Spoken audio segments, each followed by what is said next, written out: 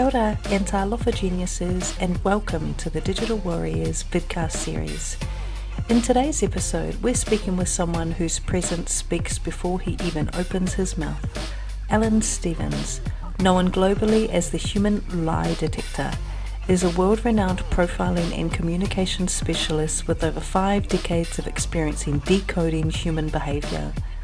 From Disney films to government agencies, from CEOs to families, Alan has helped thousands connect more deeply, lead with empathy, and build real trust. He's the creator of the Human Pattern Recognition Profiling System and the founder of the Campfire Project, a global movement dedicated to storytelling, connection, and mental wellness. In this kōrero, we go beyond language and into the heart of what makes people truly seen, heard, and understood. Alan just doesn't teach communication, he lives it. So let's get this conversation started. Well, thank you so much for being here with me, Alan. I know it's been a couple of years since we've spoken. And since then, I know that you've built an incredible reputation for reading people in seconds. Can you break down how you use facial features to uncover personality traits and things about, human behavior? Okay, well, for everybody who's listening, so they understand how this works, excuse me, is that everything we feel inside, we express outwardly. So there's that neuro and physiological connection that we have, but we also have our brain. Every thought that we have, it controls our muscle movement. So when you're thinking and concentrating a certain way, you're going to pull the same expression over and over, which is therefore working the muscles continually. And so the ridges and crevices on your face are a history of how you like to think and process. They cover all the what we call the nurture traits, the ones that we develop in response to our environment. But we've also got some traits that were passed down from our parents, which we call the nature traits. And they are involved in the actual overall shape of our face, the closeness of the eyes and things like that, where our eyes and ears sit. But the wrinkles, ridges and crevices that we create on our face, that's how we've built our nurture traits over time. Because we are all a combination of, well, we've all suffered, we've all had things go on in our life, we all wear a mask, we all pretend we're not wearing a mask, and we're all a combination of all of our childhood rewards and sufferings. In other words, how we've decided to respond to all the events in our life. That's why siblings, for instance, like even twins, as they get older, they can start to grow different in their appearance because of the different lives they have and the different decisions they make. And if I've got that, I've got your personality, then I know how you like to be spoken to. And so I can change the way I like to be spoken to match the way that you want and need to be spoken to. And then I've got the feedback from your body language and expressions that then tell me, did I read you right? Is there something emotionally going on? And are you telling the truth? Wow. It's quite an incredible skill. How can you give us some little tips or on how we can maybe apply the maybe a small part of the skill like in our everyday life? I was thinking about business, leadership, even in parenting. I'm a mother of an 18-year-old and an 11-year-old, both Generation Z. I'm just thinking, how can I utilize some of this, in everyday life? Well, as I said, some of the traits are in our DNA when we're born. So there are some traits of gifts that we can see in young children when they're first born. While they're Yeah. toddlers, we know what they're going to be like when they go to school. So therefore, what school should suit them? Should it be a public school, a private school, a Montessori or a Stein or something like that? A particular design type of school. We also know what hobbies and sports will suit them. Then when they get to school, Mm. as we understand the traits that they're developing, all the nurture traits, we know what things that they enjoy doing. So we therefore have an idea of what careers they should go into. And so then we can use that to point them in the right direction, to do the right courses, to be able to then go on to university, TAFE or whatever it is, to go into that career. Then when we're looking for a partner, if we know what we're looking for in the personality wise of a partner, the facial features will tell us whether that person will fit that criteria. So now we can find the right life partner. And then we also know how to keep that partner, because every trait has an upside, every trait has a downside. The upside is where our gifts and strengths are. The downside is how we get triggered when we're stressed. So if we know that, we know how a partner gets stressed, we know the upside, so we can start talking back to their traits in the right way instead of saying, well, when I first met them, they were exciting and everything else. And now all of a sudden they become a drama queen. Well, we can say, well, they haven't become a drama queen. You've got used to the upside of their traits, and now you're noticing the downside. But if you know how to go back and talk to the upside of their traits, you can change that situation completely. So now you've got your marriage consultancy work, marriage 101 going on. Then you've gone into the career you're looking for. You're going to be able to be more productive, so the company makes more money. At the same time, they can put you into tasks. If they're running teams, for instance, they know what position in that team you should be. Should you be in charge of it? Should you be one of the members in there? What tasks should they give you so that you can really bring your strengths out and get the projects done faster, so the company makes more money and you're enjoying your work?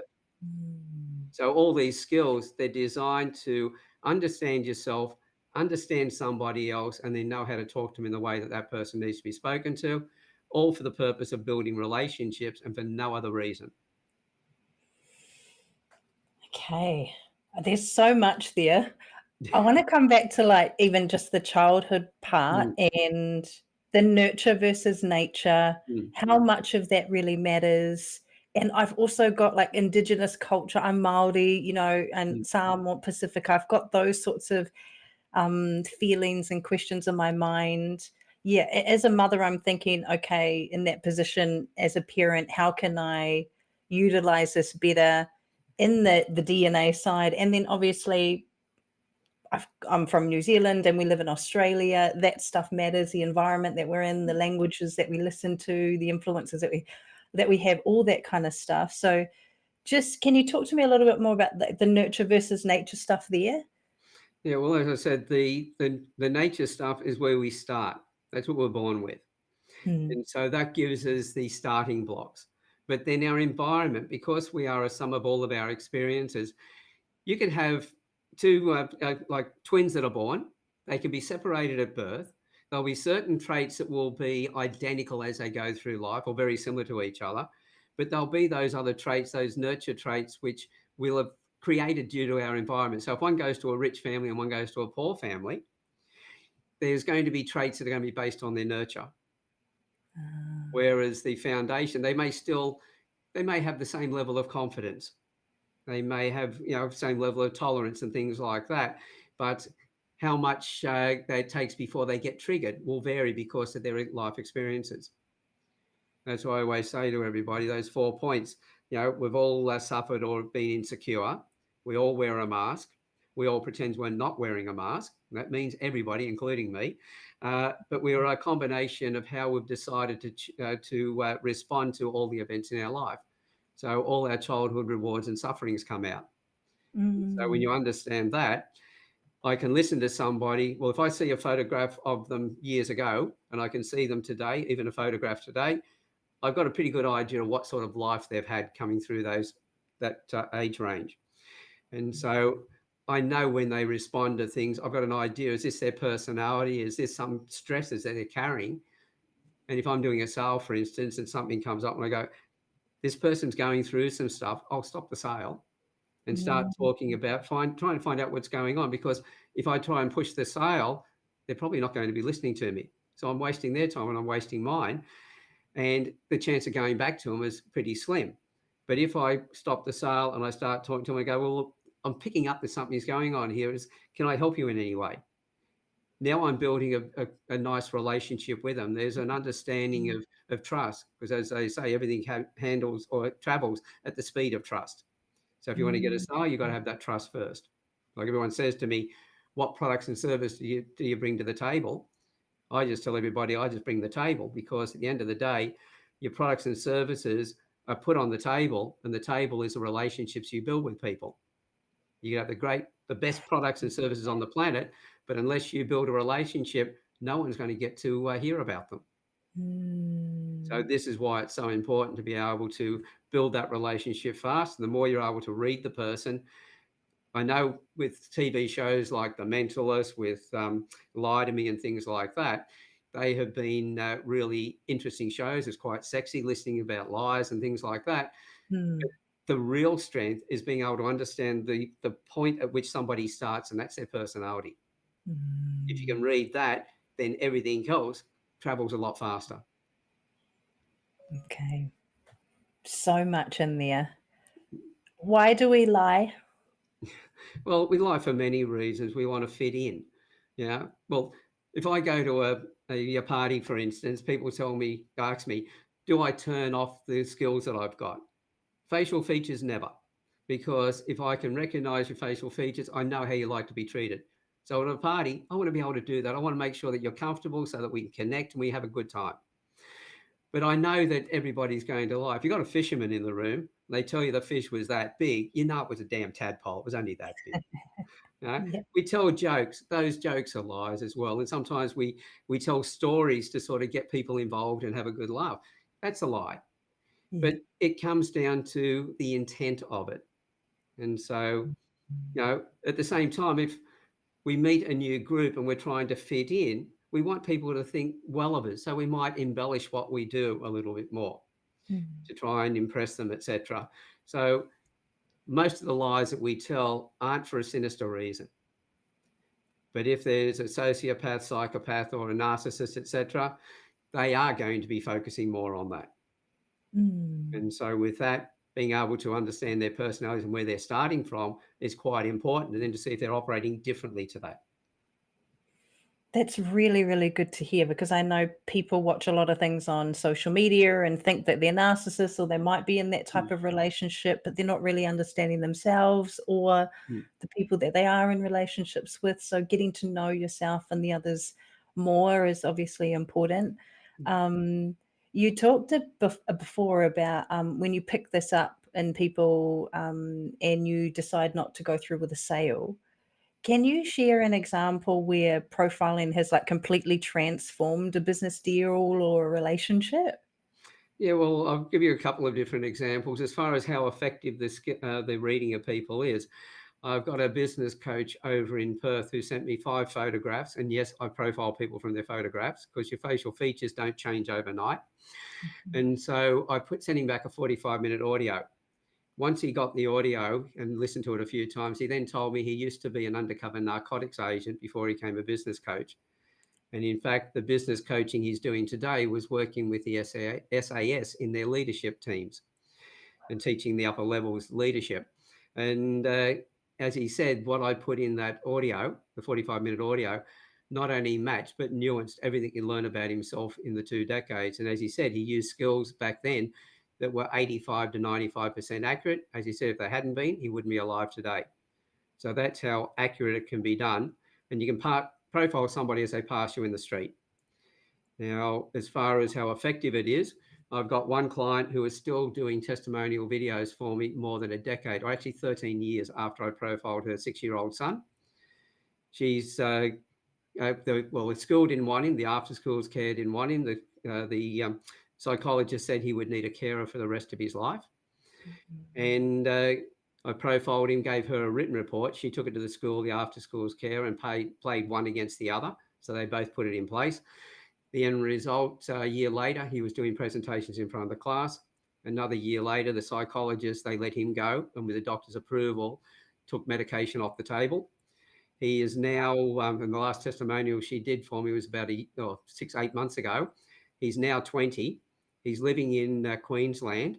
He's got his own place. He's got a girlfriend, got a car and drives his own car, etc. Looks after everything, and he's now an assistant manager in a nightclub. Oh, So wow. proving when you can talk to somebody in the way that they need to be spoken to, everything Mm. changes. And the third example I'll give you is a builder up in Queensland, a commercial builder. He quoted on a building, he quoted $2 million. It was going to be the first of 5 buildings that the company were looking at building.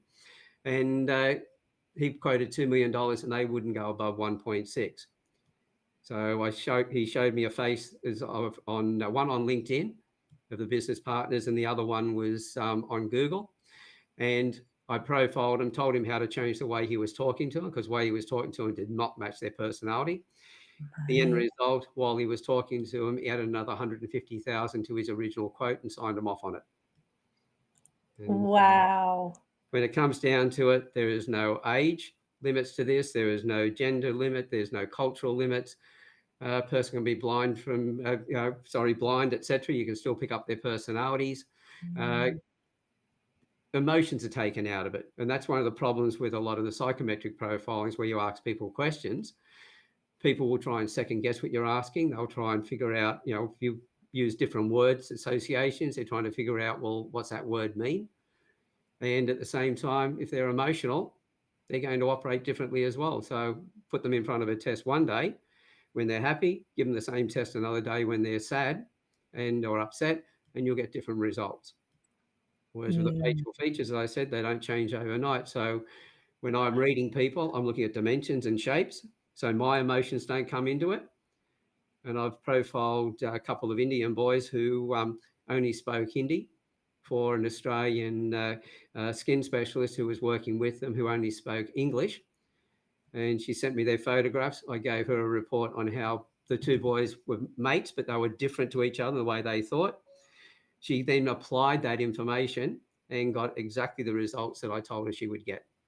Yeah, And wow. so language doesn't come into it either, or age, none of it comes into it as a problem. Love that. Wow. Yeah, you mentioned how the way you communicate to a person is really important in order for them to receive the information that you want them to. You've worked with major companies like law enforcement. Didn't you just recently get asked by Disney or something to appear Well, back in somewhere? 2016, I was invited by Disney and Gillette. It was just after they were about to launch the Rogue One movie. And That's Gillette were doing a joint venture with Disney where they were using all the players from Rogue One in an ad. And so it was a big opening day. They brought in 120 journalists from around the world. And my job was to explain to everybody the stories the face tells before you utter a single word. So, of course, 120 journalists, all they're asking me how it all works. The easiest way to handle it was I just profiled every one of them in front of everybody else with their people that were in their teams. And all I got was a lot of giggles from their partners, the people who were with them going, yep, that's them. And so they were launching the movie, they were launching the outfits that they were wearing. And so that's why they took me over there. Oh, beautiful. So with all of these, major companies, I mean, you've obviously been around a lot of people and yeah, just major projects. Where do most people go wrong when it comes to communication? We all like to speak to people the way that we like to be spoken to.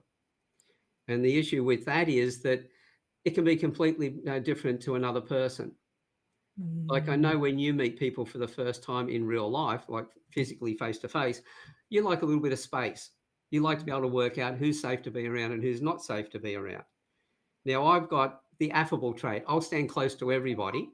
And the trouble with that is the upside is I'm friendly with everybody, but there's also the downside because I'll be friendly with the con artists and not pick them before I had these skills. So I would walk up close to you. I'd be invading your space and I'm thinking that, we've got a great relationship, but you're worried about, you're not listening to what I'm saying. You're just thinking, he's in my space. So if I mm, recognize that, I know straight away to give you that bit of space when I first meet you. So that, and quite often I stop before you get to me so you can set up the space that you want. mm, And now I know that I've got that connection with you. So now what I'm talking about, you can actually hear. But if I stood too close, you're not going to get any of it. But then I'll mm, know whether you just like the overview or the least amount of information. Some people analyze things and need all the information. You try and give them the overview, they'll stop you and keep taking you back to where you were and wanting more information. And then you got the other people who just give me the least amount of information. If I'm interested, I'll ask questions. Those two people will clash. And if mm, they know, like the person who analyzes everything and wants to analyze it for their own benefit to be able to understand, they start giving this very analytical definition or description to the other person. Well, if they recognize that person just wants the overview, they can say, well, look, I've realized that you just like the overview. So I'm just going to give you the overview, but then you ask the questions that you need to ask. But if there happens to be something there that I think you need to know you didn't ask, it's all right if I tell you that then. So that other mm, person knows now you're going to have a conversation. They're not going to be talked at. And then when you give them the overview, okay, what questions you got? They finish asking the questions. And if there happen to be something there, like if you're a financial planner, for instance, you've got to tick these boxes and cover certain legal aspects. You can say, well, look, as I said before, there might be some stuff that that you hadn't asked about. That boring stuff, we're there now. Is that okay? And usually you get a bit of a giggle from the person and a nod. And so you can then cover that little bit. But Right. you know that that sale will probably be done faster than if you sat there and gave them all the analytical stuff that they will be ready to buy, and you keep talking, and then you sell them out of the sale because you talk Mm. them out of it. And so by knowing the person, you know exactly how to present things, how to talk to them in a way in which you have that immediate connection. And that person then feels that this was a great conversation. And I Yeah. always say to everybody, you've got two eyes, two ears, and one mouth. Use them in that proportion. When you use your mouth, ask every possible question you can. And then when you've done that, you've got one last question to ask. And that is, very simply, from what you've been telling me, this is what I understand. Have I got it right? Mm. And if you have, the person knows you've been listening and everything else, you've got rapport, you've got that connection. If they say no, that can even be a better advantage, because now you ask, well, please explain.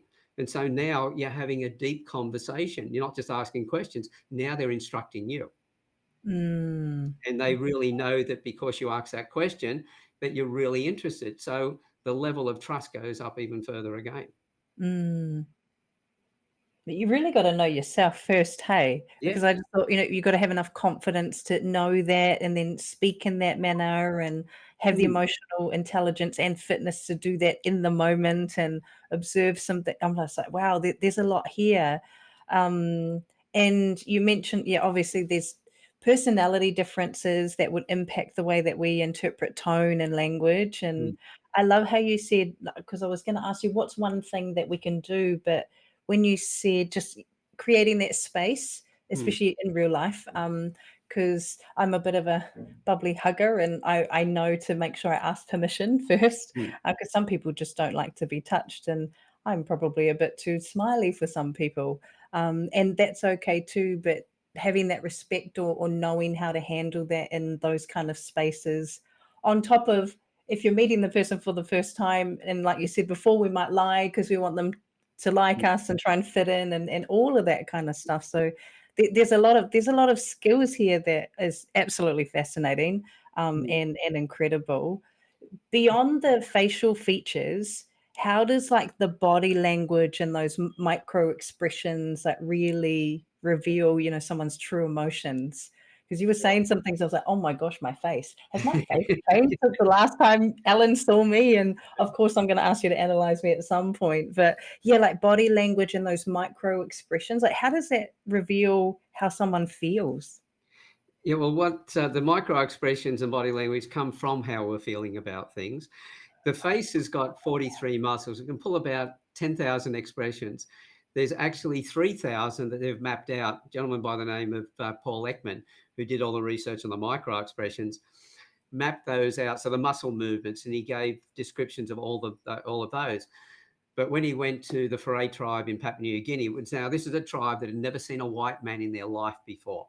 No radios, no TVs, nothing. Yeah. Small tribe of several hundred tribes, men and women and children. And he used photographs and interpreters. He would put a number of photographs down and say, oh, you've just lost a child, which face? And they would pick the one with the sadness, etc. Somebody's just offended you or whatever, they bring up the anger one. So he worked out there were 7 expressions which are universal. It doesn't matter if you've been born in a tribal village, a capital city, even if you've been born blind at birth. If you feel anger, contempt, disgust, happiness, sadness, fear, or surprise, any one of those 7 expressions, you will have the corresponding, feelings, you'll have that corresponding expression on your face. Oh, Now, wow. there was a lot of arguments because Charles Darwin was the first one who found this. And he said when he traveled the world, he couldn't understand what people were saying, but he thought he understood them because of their emotions, their body language and expressions and things. And all the anthropologists like Margaret Mead for the next 95 years said, oh, that was all rubbish. It was cultural, not universal. Right. He said, it's universal. And they say, no, it's cultural. The cause of you feeling anger may be due to your cultures, due to your personality, how you have been affected by things. Right. But the expression itself is pure, anger is just purely that. It's someone's invaded my space. It's get the hell out of my space. And that's the Uh, same for everybody. But the cause of it can be different.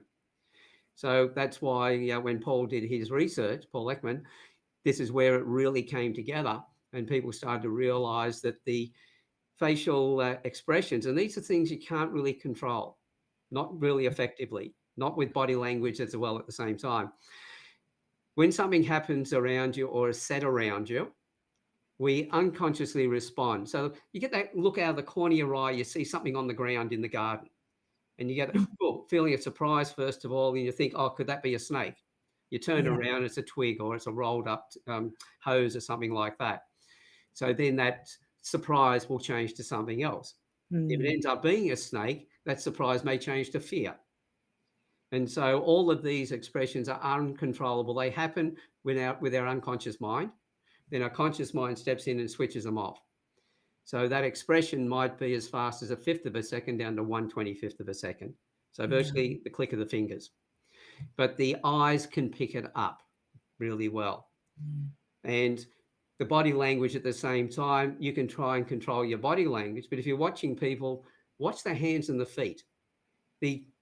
All the parts of their body which are furthest away from their brain and their heart, because they're the ones will give away more information. But never read a particular thing as one trait. So folded arms, for instance. Now, people will tell you that's because the person switched off, they're not interested. Well, I've got torn tendons in both shoulders. And so sometimes folding my arms to rest my arms is comfortable.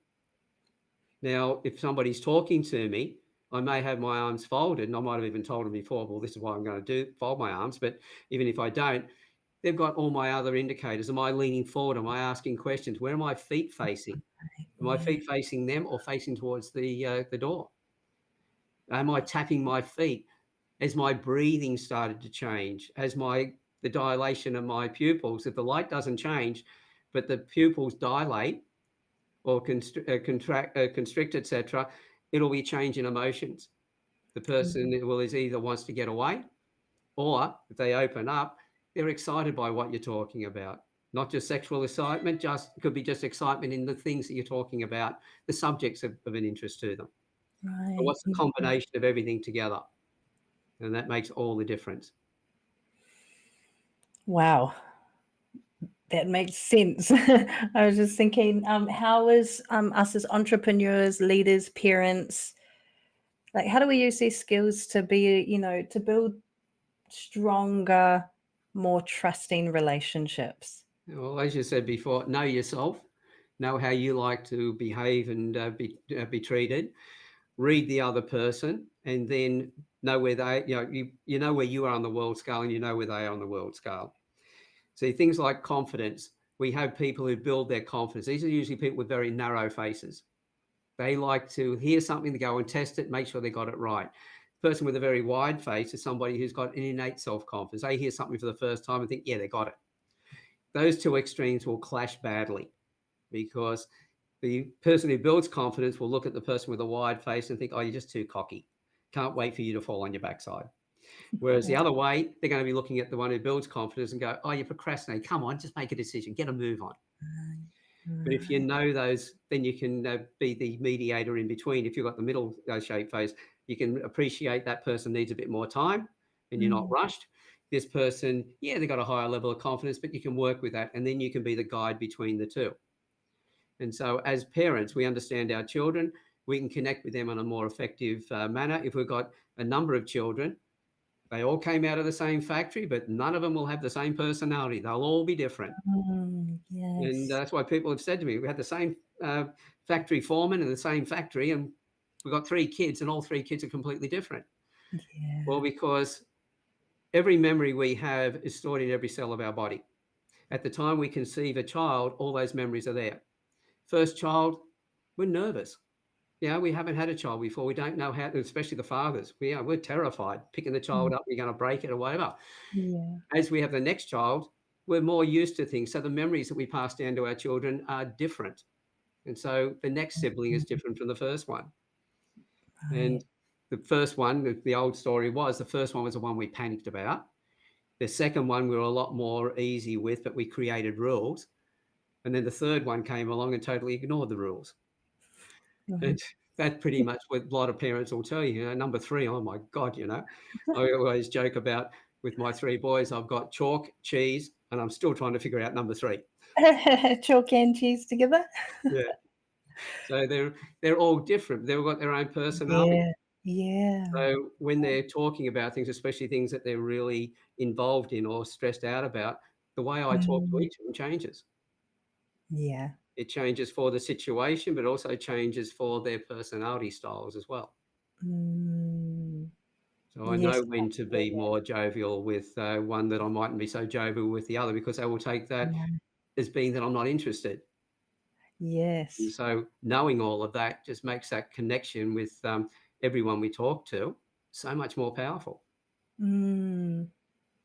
Sounds like being a parent is a bit of a hack, Well, because you kind of learn it early with all these different depending on how many children you have. I've only got two, but I think everything that you have said is obviously right. And I was just analyzing myself, the way that I speak to my 18-year-old versus an 11-year-old. It's not even because of age, it's because of all the things that you've said. that's it. See, when the people say, oh, we have children, we don't get a manual for them. Yes, we do. Mm. It's called their face. It tells us everything Mm. we need to know. It tells us where they started, first of all. See, I remember when my youngest grandson was born, I went in and saw him 3 days later. It was during the COVID type periods and everything else, and we could only have so many visitors in the room. Yeah. So I didn't go in for 3 days, and when I did, I looked at him. I just started laughing, and my son looked at me and said, "What's wrong?" I said, "Oh, don't worry." I said, "I guarantee he's going to drive you nuts as he grows up. You take him to a cafe or restaurant, the waitress is going to go berserk over him, because he's got the traits. He's going to have a real personality." I said, and by Mm. the way, he's also got critical perception, which means he'll find the errors in things really quickly. And the reason I'm smiling is I've always wanted to get payback, because I raised my three boys on my own. I wanted to get payback, and he's going to be my ally in getting payback on my son. Oh gosh. You two as a duo, your poor son. What a wonderful story. And how old is your grandson now today? Well, he is now, that one is 10 years old. But the very first one, his father had said to me when he was 5 years old, could I babysit him? And I said, yeah, of course I can, but give me a little bit of notice. He said, what for? I said, I've got to go down to the shops. He said, what for? I said, red cordial and sugar lollies. He looked at me. I said, yeah, I'm going to wind him up before I send him home. I Oh, said, it's payback. And his wife looked at me and looked at him, and she said to him, is he serious? He I would looked at ask me, that too. backwards and forwards between the two of us, and I said, I think he said to his wife, I think he is. And I just put my arm around her and said, look, the payback's for him. I like you. So what we'll do is, when I send him home, we'll have already organised that you'll go out with the girls or something else. So it's only his father who has to put up with him. Oh, I love that. Oh, I love that. That's hilarious, Alan. Oh my gosh. And a decade later, hey? Yeah. You must be such a cool pop or a granddad or whatever they call you. How awesome is that? Well, that particular grandson is my oldest grandson. He's now just turned 20. Oh, wow. And Gosh, so I've got 6 grandchildren. Each of the boys have got 2 kids each. The second oldest has got the 2 oldest kids, because he was a street smart kid. He was the one who traveled around the world. Number nice. 1 son has got the youngest kids, and the youngest boy has got the middle-aged boys. Wow. And so it's quite an interesting time when they all get together. But the good I thing is bet. that fathers are completely different to each other. But because they've also gone through the courses, they understand each other's personalities. So they've become Mm, great allies for each other. They've got their own niches. Number 2 is wow. street smart. He worked in backpackers around the world. He's a federal policeman. And there's not much that he can't handle in that area. The oldest Mm, boy is extremely smart when it comes to finances and things like that. So number 2 son turns to number 1 and number 3 turns to number 1 as well when they're talking about finances. Number 1 will go to number 2 when he wants to know more about how to handle some tough life issues and things like that. And the yeah. good thing is that they have learnt to support each other, which allows me to step back and now just become more the grandfather and work with the Mm, grandkids. And the boys then are learning those skills and becoming self-supportive or supportive of each other and self-sufficient in themselves. And wow. that's the thing we can hand on to our kids when we're able to read them and make those connections. and Mm. just see them flourish in what they're doing. Yeah, yeah. I love that so much. That's why I love you, Alan. You're such an inspiration. The legacy that you've built for your children and your grandchildren, it's something that I'm doing at the moment. What I want to build is for my mokos. That's our grandchildren's grandchildren. And we're in a digital tech world, and I'm a millennial mum. So I'm just moving along that similar pathway to you.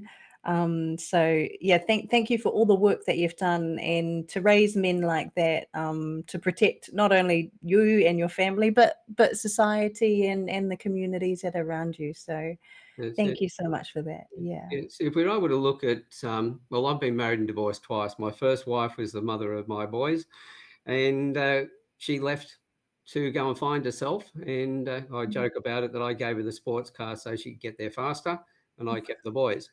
But the end result is that I knew that if they didn't respect their mother, they would have problems with relationships as they grew older. So one of the Mm, things I made sure we set up a situation where she was able to come in and do a bit more co-parenting with them, because they would then understand her. Originally, she said they didn't love or respect her. I said they'll always love you. But yes, you're right, they don't respect you. So let's work on that.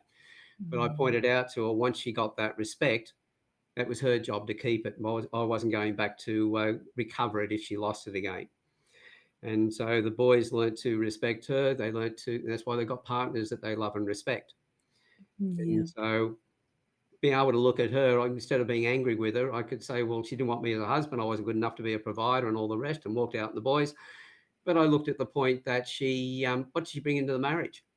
3 sons that I love and respect, and now 6 grandkids. So if we hadn't had that union, I wouldn't have that. So I don't have to be in love with her, but I can love her for having been my partner in bringing the boys into this world.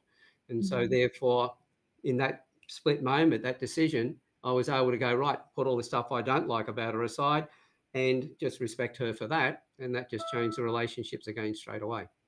yeah. Wow. That's Yeah. powerful. And if you can Yeah. read somebody, it just makes it so much easier to be able to do that. Yeah. Yeah. And that's beautiful, even for our children. Mm. Wow. Ellen, I wanted to mention you run the Campfire Project, Yeah. which really brings people together for Mm. powerful conversations.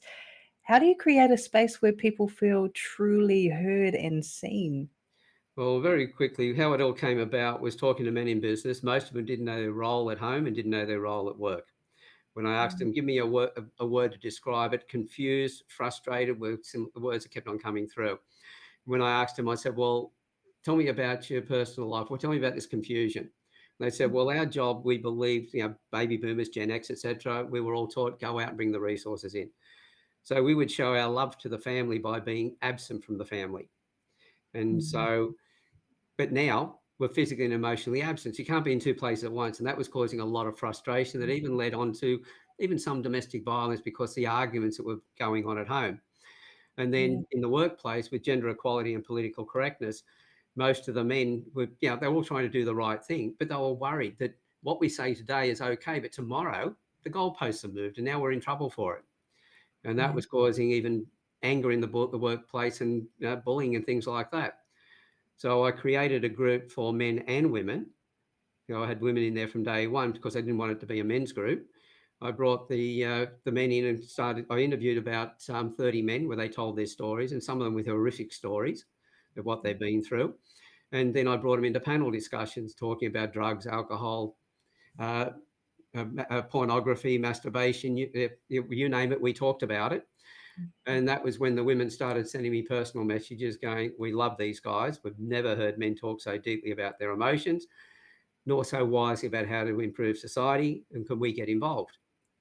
Now, the reason I only interviewed the men to start with, I knew if the women talked, then the men wouldn't. So I got the Mm, men talking first of all, got them used to it, and got the men who were listening to go, well, I want to be part of this. Then brought the women into it. In over 600 hours of video conversations, one-on-ones and panel discussions, we've got a full complement of different cultures, religions, even gender identities. We've never had any bigotry, sexism, or racism, and not once have we ever had anybody disrespectful to anybody else in those conversations. And so proving that something that nobody else has done. Now, anybody can come into the group, and how I've protected it is there's 2 questions people have to answer when they come in. Both questions are really the same question, but reworded. And it's just the context of it is, will you respect everyone? And people said to me, why did I ask the same question twice? I went, there's your 2 chances, you don't get a third.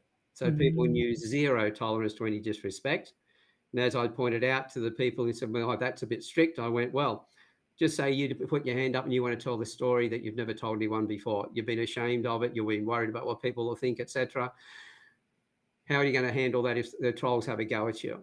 I said, that's why I do it. So by answering that question, you're protecting yourself as well as everybody else. And because of that, it's a closed group. There's no trolls in there. They wouldn't last very long if they did. No. And because most of them realise as soon as they look at the 2 questions, oh my God, I'm going to be accountable, they're gone. But that's the whole thing, is in creating a safe place for people. But because I can read those people so quickly, the moment they come on, in most cases, I get them to send me a photograph through. That's going to be part of the ad that we put outside the Campfire Project. I've got their personality. So I know how to start the conversation with them and put them to rest immediately. And that makes all the difference for them. Yeah, wow.